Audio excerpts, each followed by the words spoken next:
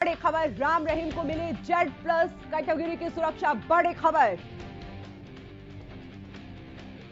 ADGP की report के आधार पर दी गई है सुरक्षा और खालिस्तान समर्थकों से बताया था जान को खतरा। बड़ी खबर, राम रहीम को मिली जेड प्लस कैटेगरी की सुरक्षा। 6 फरवरी को पत्र जारी कर हाईकोर्ट को किया था सूचित और 21 दिन के फरलो पर है डेरा प्रमुख राम रहीम। तो बड़ी खबर, राम रहीम को मिली जेड प्लस कैटेगरी की सुरक्षा और एडीजीपी की रिपोर्ट के आधार पर सुरक्षा दी गई है। 7 फरवरी से 27 फरवरी तक 21 दिनों की फरलो पर है राम रहीम और खालिस्तानी समर्थकों से अपनी जान को खतरा बताया था।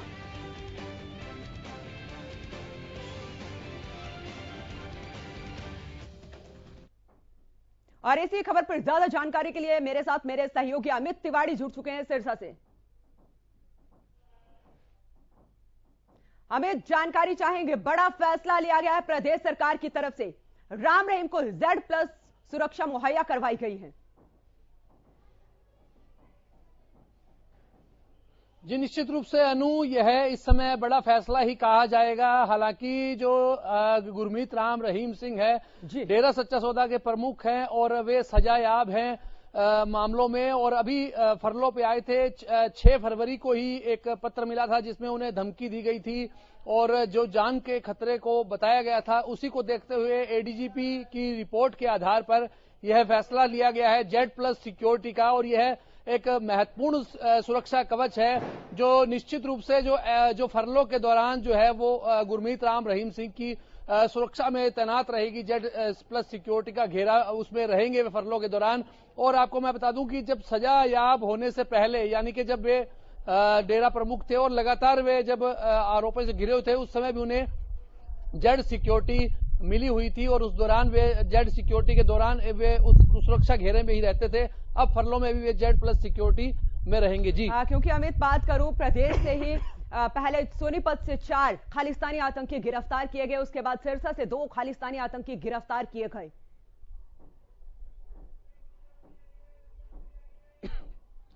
जी निश्चित रूप से अनूप, यह भी एक बड़ा मामला है जो आपने अभी जिसकी चर्चा करी है। 2 जो खालिस्तानी आतंकी जो बताए गए, उनमें 2 युवकों को सिरसा से अरेस्ट किया गया। इससे पहले 16 फरवरी को एक जिम्मी नाम के एक युवक की गिरफ्तारी एसटीएफ ने की थी और इस बारे में हालांकि सिरसा पुलिस को इतला जरूर दी गई थी, लेकिन सिरसा पुलिस अभी भी इस मामले पर चुप्पी साधे हुई है, कुछ खुलासा इस बारे में नहीं कर रही है और उनका कहना है कि एसटीएफ ही जांच कर रही है इस पूरे मामले की। अब कल जो है वो एक गुक्कांवाली का युवक है हैरी, और दूसरा जो युवक है विशाल जो फतेहपुरिया का है, उसे अरेस्ट किया गया। उनके पास से एक वेपन भी बरामद हुए हैं।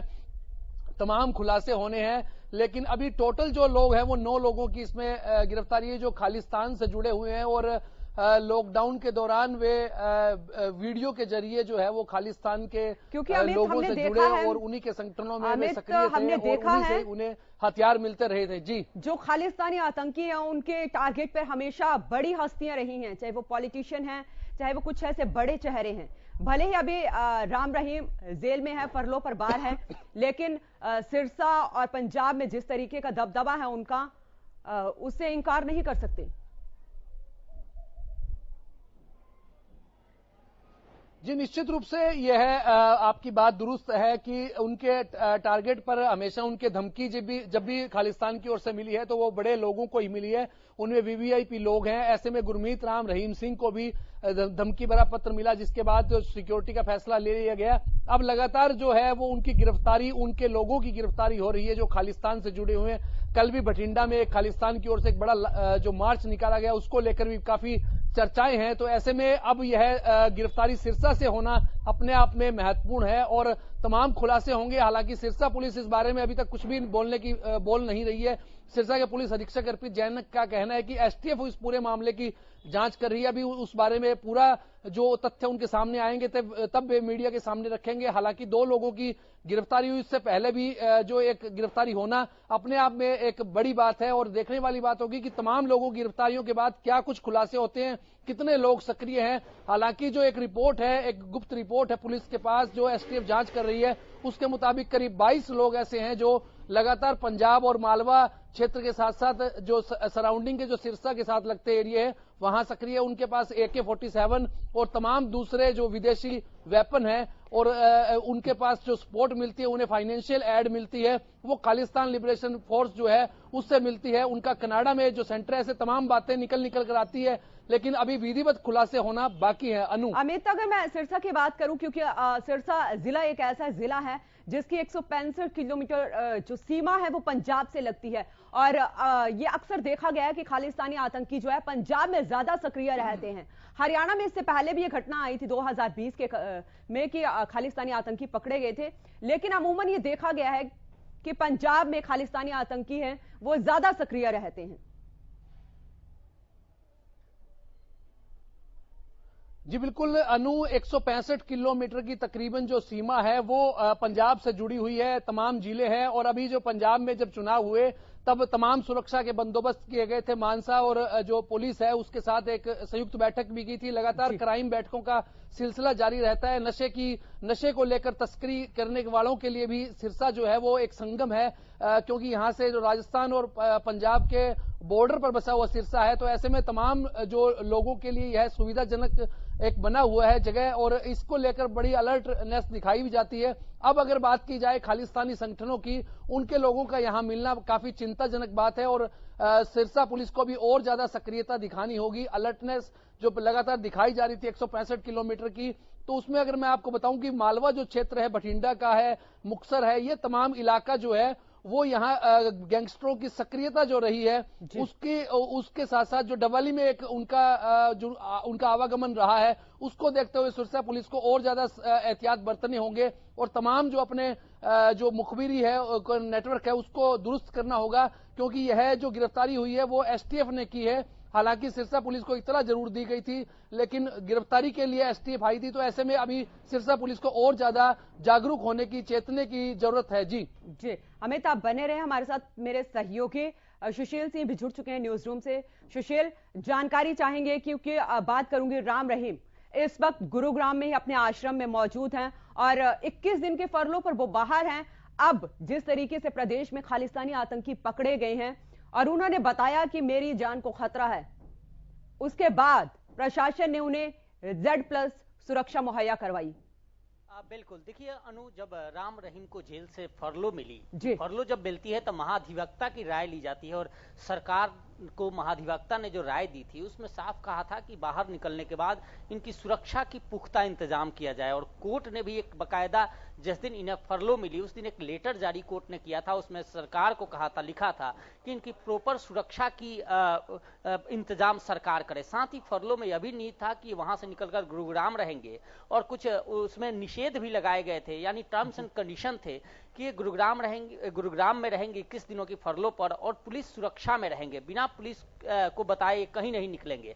उसके बाद समय बीता और जैसे ही खालिस्तानी आतंकी पकड़े गए, हरियाणा के सोनीपत की बात करें या फिर कहीं, या खालिस्तानी जो आतंकियों की सक्रियता बढ़ी, उसको लेकर डेरा सच्चा सौदा से लोगों ने भी एक गुहार लगाई थी कि बाबा की जान को खतरा है, और कहीं ना कहीं राम रहीम की जान को खतरा है, जिसको लेकर एडीजीपी ने, हरियाणा के एडिशनल जो जज हैं, additional director general of police हैं एडीजीपी, उन्होंने एक असेसमेंट, सिक्योरिटी असेसमेंट रिपोर्ट सौंपी थी, और उसमें उन्होंने कहा था कि इनको और कड़ी सुरक्षा देने की आवश्यकता है, क्योंकि खालिस्तानी जो आतंकी हैं वो इनको अपना निशाना बना सकते हैं।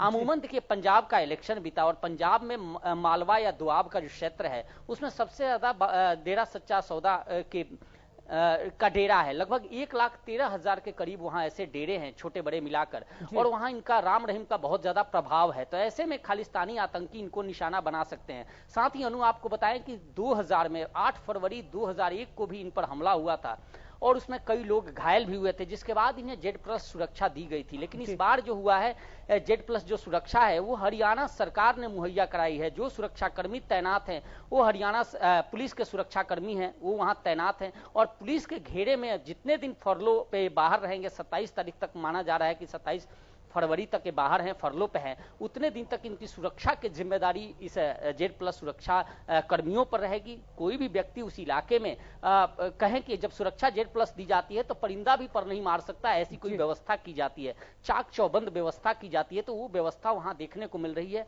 जो साउथ सिटी में है इनका डेरा है, जहां पर ये ठहरे हैं, वहां आसपास में सुरक्षा चाक चौबंद कर दी गई है। जो रास्ते हैं उन पर भी पुलिस के नाके लगा दिए गए हैं, वहां भी पुलिस कर्मियों की संख्या बढ़ा दी गई है। हालांकि आपको फिर मैं बताऊं कि पहले जब जेल से छूटे थे उस दौरान भी ये सुरक्षा में, भारी सुरक्षा में गुरुग्राम आए थे और यहाँ सुरक्षाकर्मी कैंपिंग करते।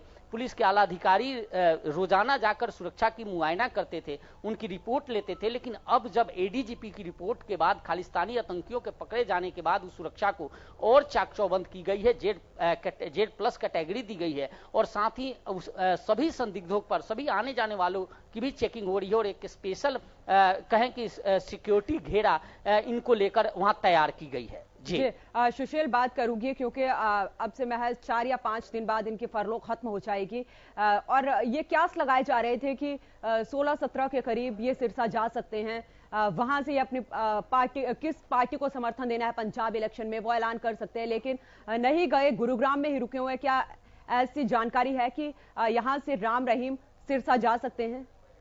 देखिए, जो टर्म्स एंड कंडीशन है उसमें यह है कि जब जे फरलो पर बाहर आए 21 दिनों के लिए, तो उसमें टर्म्स एंड कंडीशन जो लगाई गई है उसमें साफ तौर पे कहा गया है कि राम रहीम कहीं भी जाएंगे तो वो पुलिस को सूचना इसकी होगी, कोर्ट को जानकारी होगी। तो निश्चित तौर पे यह माना जा रहा था और जिस तरह से रिपोर्ट आई थी जिस दिन ये गुरुग्राम आए थे और आने के बाद ये डेरा सच्चा सौदा का जो आश्रम है साउथ सिटी में, उसके टॉप फ्लोर पे चले गए थे, वहां 4 घंटे तक अपने आप को आइसोलेट रखे थे, ध्यान मग्न थे और किसी से मिल नहीं रहे थे। इवन जो इनके घर परिवार के लोग हैं वो भी ज्यादा देर तक इनसे नहीं मिल पाए थे। तो माना जा रहा है कि जेल से आने के बाद भी राम रहीम गुमसुम अवस्था में है और कहीं ना कहीं ध्यान मग्न है, कहीं ना कहीं अपने आप को रिचार्ज कर रहे हैं बाहर आकर। और वैसी गतिविधि जिसकी कयास हम लोग लगा रहे थे कि फरलो पे आने के बाद अमूमन जो दूसरे कैदी हैं, जो दूसरे लोग हैं जो फरलो पे बाहर आते हैं, वो घूमते हैं, अपने मनचाहा स्थानों पे जाते हैं, तो वैसा कुछ देखने को नहीं मिला। सिरसा का कयास लगाया जा रहा था, लेकिन चुनाव का वक्त था और पहले ही जो विंग है, राजनीतिक विंग है डेरा की, उन्होंने घोषणा कर दिया था कि एक मैसेज जारी होगा और मैसेज के तहत ही लोग वोट करेंगे। तो अमूमन 18 तारीख को मैसेज भी जारी हुआ। राम रहीम वहां सिरसा गए नहीं, हालांकि अभी भी उनके भक्तों को इंतजार है कि वो सिरसा जाएंगे, सभी भक्तों को, श्रद्धालुओं को दर्शन देंगे, वहां उनसे मुखातिब होंगे, उनसे बातचीत करेंगे। लेकिन अभी तक ऐसी कोई खबर निकलकर नहीं आ रही है सामने और ना ही कोई पुलिस के पास इंफॉर्मेशन है। चूंकि राम रहीम को लेकर जो भी सूचनाएं होती हैं गुरुग्राम पुलिस को होती है, जितने सिक्योरिटी पर्सनल वहां तैनात हैं, अधिकारी हैं, उनको होती है कि इनकी आज की गतिविधि क्या है, जाना कहां है, आना कहां है। जितने भी लोग मिलने वाले आ रहे हैं उनकी भी जानकारी पुलिस के पास होती है कि कौन सा व्यक्ति आ रहा है मिलने के लिए उस डेरे में, बाबा के पास। तो निश्चित तौर पे अभी जो जानकारी हमारे पास है उसके मुताबिक कहीं जाने का कोई अभी तक प्लान नहीं बना है। लेकिन माना जा रहा है कि 27 को जब फरलो समाप्त होगी राम रहीम की, जब वो जेल पुनः वापस जाएंगे, उससे पहले इनका प्लान बन सकता है कि वो डेरा सच्चा सौदा जो सिरसा में है वहां जाएं और वहां जितने भी उनके श्रद्धालु हैं, भक्त हैं, उनसे वो मुलाकात करें, उनको वो दर्शन दें। जी चलिए, अमित और सुशील आप बने रहे हमारे साथ।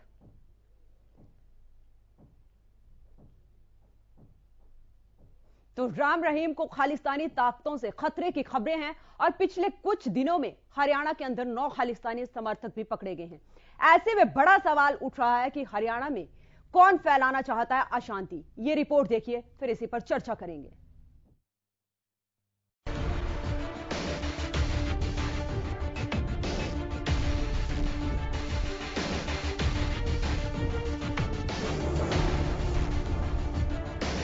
हरियाणा में कौन फैलाना चाहता है अशांति? कौन है हरियाणा का दुश्मन? हरियाणा में कैसे एक्टिव हुआ खालिस्तानी संगठन? ये सवाल पिछले कुछ दिनों से हरियाणा की चिंता बढ़ा रहे हैं। दरअसल पंजाब में चुनावी माहौल के बीच खालिस्तानी ताकतें एक्टिव हो गई हैं। इसका असर पड़ोसी राज्य हरियाणा में भी देखने को मिल रहा है। हरियाणा में पिछले 6 दिनों में खालिस्तान संगठन से जुड़े 9 सदस्यों को दबोचा गया है। खालिस्तान टाइगर फोर्स और इंटरनेशनल सिख यूथ फेडरेशन से जुड़े 2 गैंगस्टर मंगलवार को हरियाणा के सिरसा में पकड़े गए। सूत्र बताते हैं कि सिरसा जिले में करीब 22 युवक खालिस्तानी संगठनों से जुड़े हैं। पंजाब पुलिस इनकी लोकेशन और ठिकानों पर दबिश दे रही है। उधर सोनीपत पुलिस ने भी खालिस्तानी संगठन से जुड़े 4 आरोपियों को पकड़ा है, जिन्हें कई घंटों की पूछताछ के बाद पंजाब के मोगा ले जाया जा रहा है। दरअसल पुलिस को 3 खातों का पता लगा है, जिससे जुड़ी डिटेल उन बैंकों से मांगी गई है ताकि इस बात का खुलासा हो सके कि इन खातों से किन किन खातों में पैसे ट्रांसफर किए गए हैं। इसके साथ ही पुलिस की टीम इन लोगों की कॉल डिटेल भी खंगाल रही है, जिससे ये पता लगाया जा सके कि ये लोग बीते दिनों में किसके संपर्क में थे। पुलिस ने इन आरोपियों के पास से विदेशी हथियार भी बरामद किए हैं, जिसकी कीमत लाखों में। खबर है कि ये आरोपी ऑस्ट्रेलिया और पाकिस्तान में रह रहे आतंकियों के इशारे पर काम कर रहे थे। रिमांड पर लिए गए खालिस्तान समर्थित 4 आरोपियों से लगातार पूछताछ की जा रही है। एएनआई और आईबी की टीम ने भी पूछताछ की है। पुलिस को उम्मीद है कि पंजाब जाकर इस मामले में कई और खुलासे होंगे। सोनीपत से राम सिंह मार और सिरसा से अमित तिवारी की रिपोर्ट।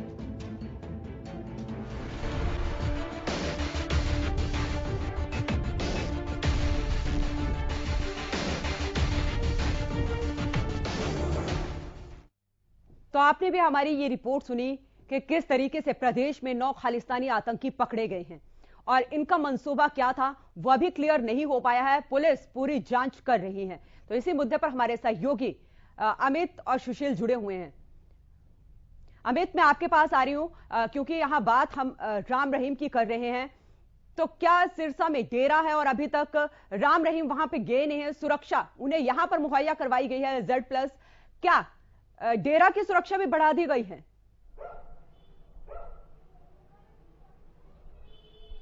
जी, निश्चित रूप से डेरा की सुरक्षा के लिए पहले से ही प्रबंध है। वहां एक चौकी उसके नजदीक जो है वो पहले से ही बनी हुई है और इसके अलावा जो सादे ड्रेस में यानी कि सादे कपड़ों में जो पुलिस कर्मी है वे वहां मौजूद रहते हैं और हर संदिग्ध गतिविधि पर नजर रखते हैं। हमारी लगातार जो सिरसा के एसपी हैं जो डॉक्टर अर्पित जैन, उनसे बातचीत इस बारे में होती रही है पहले भी। और डेरा प्रमुख के आवागमन को लेकर भी जो कोई इनपुट अभी तक कोई सूचना सिरसा पुलिस के पास नहीं है कि फरलो की अवधि के दौरान भी आएंगे तो सुरक्षा के और इंतजाम बढ़ा दिए जाएंगे। हालांकि डेरे की सुरक्षा की बात है तो वहां लगातार जो है डेरा की अपनी एक जो फोर्स है वो निगरानी करती है। इसके अलावा अगर बात करें सिरसा पुलिस की विशेष एक दस्ता है जो निगरानी रखता है। हालांकि वो सादे कपड़ों में वहां मौजूद रहता है। तो ऐसे में सुरक्षा लगातार बनी रहती है, पहले भी थी अभी भी है। और अगर डेरा प्रमुख के आवागमन की जैसे ही कोई सूचना यहां मिलेगी, उनके आने की जानकारी मिलेगी, उसके बाद जो है वो सक्रियता और बढ़ जाएगी और आने जाने वाले लोगों पर और ज्यादा निगरानी रखी जाएगी। हालांकि मैं बता दूं कि शाह सतनाम सिंह चौक है जहां से जो डेरा शुरू होता है, एक तरह से वहां से निकलकर ही डेरे के रास्ते पर आना पड़ता है। उस रास्ते पर लगातार जो है वो सभी वाहनों की जो जांच किए जाने का क्रम लगातार चलता रहता है। सुबह शाम इस तरह की व्यवस्था वहां पुलिस कर्मियों की कीर्तिनगर चौकी है वो रखती है और जांच की जाती है। उसके अलावा आगे जाके डेरा के पास भी नाका लगाया गया है जहां पर सुरक्षा के प्रबंध हैं और वहां भी जांच की व्यवस्था रहती है। जी सुशील, मैं आपके पास आऊंगी क्योंकि जिस तरीके से प्रदेश में खालिस्तानी आतंकी पकड़े गए हैं चौंकाने वाली बात है। क्योंकि अमूमन ये देखा गया था कि पंजाब में ही खालिस्तानी आतंकी पकड़े जाते थे। देश के लिए तो खतरा है ये, लेकिन प्रदेश के लिए बहुत बड़ा खतरा है और पुलिस के कब्जे में है अब ये। इनसे जो बरामद हथियार भी इनसे बरामद हुए हैं, क्या ये पता लग पाया है कि किसकी शय पर ये खालिस्तानी आतंकी प्रदेश में सक्रिय थे? बिल्कुल अनु, देखिए आपने पंजाब के बाद हरियाणा का जिक्र किया। मैं तो ये कहूंगा कि जिस तरह से सोनीपत से इनकी अरेस्टिंग हुई है इन खालिस्तानी आतंकियों की, उससे साफ लग रहा है कि इनकी पहुंच अब दिल्ली तक हो गई है। यानी सोनीपत से पकड़े गए हैं और सोनीपत और दिल्ली की सीमा है। दिल्ली में एंट्री करने के लिए इनको ज्यादा वक्त की जरूरत नहीं थी। हालांकि इनसे पूछताछ जारी है। पुलिस रिमांड पर है और इन 9 आतंकियों से पूछताछ की जा रही है। हालांकि इसमें माना जा रहा है कि अभी 22 लोगों के नाम इसमें शामिल है, जिनके नाम सामने आ रहे हैं और जिनकी अरेस्टिंग होनी बाकी है। फिलहाल इसकी जांच हो रही है और समय रहते यह गनीमत है कि दिल्ली तक इनकी पहुंच है। तो अभी माना जा रहा है कि खालिस्तानी जो पंजाब तक सीमित थे, हरियाणा की सीमाओं तक सीमित थे, उनकी पहुंच अब देश की राजधानी तक हो गई है। फिलहाल रिमांड के दौरान पूछताछ होनी है और बाकी इनके साथी हैं उनकी तलाश की जा रही है। उनकी गिरफ्तारी के बाद ही खुल पाएगा कि इनका प्लान क्या था। जी, वही सवाल तो यहाँ पर यह भी है कि क्या पुलिस इनके आकाओं तक पहुंच पाएगी जो विदेश में बैठ के इनको फंडिंग कर रहे हैं, हथियार पहुंचा रहे हैं। बिल्कुल, देखिए अनु, AK-47 का पकड़ा जाना, वो भी दिल्ली के करीब पकड़ा जाना, तो निश्चित तौर पे एक बड़ी साजिश और बड़ी वारदात की कहीं ना कहीं सुगबुगाहट जरूर थी। कहीं बड़ी वारदात करने के फिराक में जरूर थे। हालांकि जो फंडिंग की है वो लगातार सबको पता है कि किस तरह से खालिस्तानियों को फंडिंग होता है। कनाडा बेस्ड इनके वहाँ विदेशों में बैठे इनके जो आका है वहां से इनको फंड करते हैं और इस तरह की घटनाओं को अंजाम भारत में देते हैं। दिल्ली तक पहुंचने की बात है इनकी, वहां की सीमाओं तक पहुंच चुके हैं और अब निगाहें टिकी है कि इनसे इनके जो बाकी साथी हैं उनकी गिरफ्तारी हो और फिर ये तार वहां तक जुड़े, इनके आकाओं तक जुड़े और उस पर कोई बड़ी कार्रवाई सरकार करे इन पर। जी, क्योंकि सुशील, हमने देखा है जब भी देश में कोई बड़ी हलचल होती है, अभी बात करें 5 राज्यों में इलेक्शन है और इससे पहले जब किसान आंदोलन हुआ था तो उस दौरान भी खालिस्तानी आतंकी पकड़े गए थे। और अभी इन्हीं खालिस्तानी आतंकियों की बात करें तो अभी एक बड़ी वारदात को इन्होंने पंजाब के रोपड़ में उधम नगर गांव है जहां पर इन्होंने बड़ी वारदात को अंजाम दिया था। बिल्कुल अनु, देखिए इसकी सुगबुगाहट आपको याद होगा जब CA के विरोध में जो लोग बैठे थे सरिता विहार इलाकों में, और वहां पे भी खालिस्तानी आतंकी की बात चली थी। जब जितने सरदार थे जो लंगर लगा रहे थे उसमें जब जांच की गई थी तो उसमें माना जा रहा था कि कहीं ना कहीं इनकी जो फंडिंग है वो बाहर से आ रही है। उसके बाद हमने किसान आंदोलन देखा, उसमें भी कई झंडे भी देखे थे। किसान आंदोलन में कुछ लोगों ने झंडे भी लहराए थे खालिस्तानियों का। चुनाव है, उसके बाद अभी जो भी घटनाएं होती है उसमें इनके नाम शामिल हो रहे हैं और अब यहां से गिरफ्तारी हुई है। अब इसमें यह देखना है कि जो वाकई इनके साथी हैं वो कब तक गिरफ्तार होते हैं और इनके जो आका है जहां से इनकी फंडिंग हो रही है, जिस पूरी नेटवर्क को खत्म करने के लिए जो सरकारी प्लान है, जो सरकार जिस तरह से वर्क करेगी उस पर सबसे ज्यादा ध्यान है। फिलहाल इसकी इंक्वायरी हो रही है और रिमांड के दौरान देखना है कि क्या कुछ निकल कर आता है। अमित, मैं आपके पास आ रही हूँ क्योंकि बात करूंगी सिरसा से भी 2 खालिस्तानी आतंकी पकड़े गए। पुलिस किस तरीके से तैयार है वहां पर?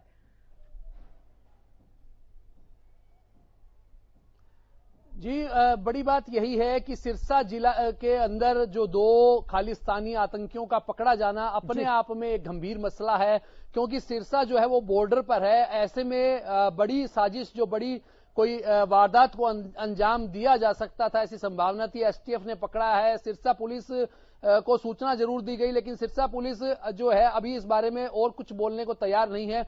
लेकिन चिंता की बात है क्योंकि यहाँ चारों तरफ धार्मिक डेरे हैं और अगर बात करें डेरा सच्चा सौदा की तो बड़ी भूमिका इस जो पंजाब विधानसभा के चुनाव में रही है। डेरा सच्चा सौदा के वहां फॉलोवर्स काफी हैं और उनको धमकी भी मिलना खालिस्तान के आतंकियों की ओर से, तो ऐसे में तमाम जो बातें आपस में जुड़ती हैं और यह एक सिरसा पुलिस के लिए भी बड़ी चुनौती है कि जो 2 लोग गिरफ्तार हुए, उसके पहले एक 16 फरवरी को जिम्मी चट्टा गिरफ्तार हुआ। तो ऐसे में पुलिस के लिए बड़ी चुनौती है कि और भी काफी लोग यहां होंगे, क्योंकि लगातार आप देख सकते हैं कि जो खालिस्तान के लोग हैं, कनाडा में बैठे उनके नेटवर्क हैं, वे जो है फोन कॉल्स के जरिए, सूचना तकनीक के जरिए लगातार अपने लोगों से संपर्क बनाए रखते हैं। तो नई जो तकनीक है उससे निपटने के लिए, उससे लड़ाई लड़ने के लिए सिरसा पुलिस को और ज्यादा सतर्क होना होगा, क्योंकि हो सकता है कि जो 22 की जो लिस्ट है उसमें और भी आतंकी हों, वो कहीं सिरसा में ही ना छुपे बैठे हों। अभी तमाम रिमांड के दौरान खुलासे होंगे, तो अभी हाई अलर्ट पर सिरसा पुलिस को रहने की जरूरत रहेगी। क्योंकि अमित, अगर बात करूं सिरसा जो है, सिरसा में जिस तरीके से नशा तस्कर है वो सप्लाई करते हैं नशे की, तब भी पुलिस अलर्ट पर रहती है, लेकिन उसके बावजूद भी नशा सप्लाई किया जाता है। और आप भी बता रहे हैं कि यहां पर पंजाब, राजस्थान, हिमाचल, यूपी का बॉर्डर लगता है, तो ऐसे में पुलिस को अलर्ट रहने की बहुत जरूरत है यहां पर। बिल्कुल अनु, 165 किलोमीटर की जो सीमा है जी राजस्थान इलाका है काफी, वो भी सिरसा से सटा हुआ है। तो ऐसे में नशा तस्करों के लिए खास तौर पर यह एक बंदरगाह के रूप में इस्तेमाल होता है। यहाँ त्रिवेणी इसे कहा जाता है। डबवाली जो इलाका है वो आधा पंजाब में पड़ता है, आधा सिरसा में पड़ता है। उसकी जो इस तरह से वो नशा तस्करों के लिए बड़ा मुफीद रहा है, उसको लेकर पुलिस अलर्ट भी रहती है, लगातार इनपुट्स लेती रहती है। तीनों जो हरियाणा, पंजाब और राजस्थान की पुलिस है, लगातार जो है आपस में क्राइम बैठकें करती है, समन्वय समिति की बैठकें होती हैं। लेकिन बैठकों के बाद नशा तस्कर पकड़े भी जाते हैं। लेकिन इस तरह से जो गैंगस्टरों का जो ये खालिस्तानी जो आतंकियों का मिलना एक बड़ी बात है, बड़ी चुनौती है। वो उसके लिए और ज्यादा अलर्टनेस दिखाई जाने की जरूरत है और एक संयुक्त अभियान जो है वो पुलिस को भविष्य में मिलजुल कर चलाना होगा, ताकि इस तरह की कोई वारदात जो है वो बड़ी ना कर पाए, उससे पहले ही उनकी धरपकड़ हो सके। तो इसके लिए और ज्यादा उन्हें अलर्टनेस बरतनी होगी। जी चलिए अमित और सुशील, तमाम जानकारी के लिए और हमारे साथ इस मुद्दे पर चर्चा करने के लिए आपका बहुत बहुत शुक्रिया। तो प्रदेश में जिस तरीके से खालिस्तानी आतंकी पकड़े गए हैं वो देश ही नहीं प्रदेश के लिए भी खतरा है और ऐसे में पुलिस को मुस्तैद रहने की बहुत जरूरत है। अगर पंजाब की हम बात करें तो पंजाब में इलेक्शन हो चुके हैं, लेकिन अभी भी इन खालिस्तानी आतंकियों के टारगेट पे कई बड़े चेहरे शामिल हैं। तो फिलहाल के लिए इस खास बुलेटिन में इतना ही। आप देखते रहें हरियाणा न्यूज।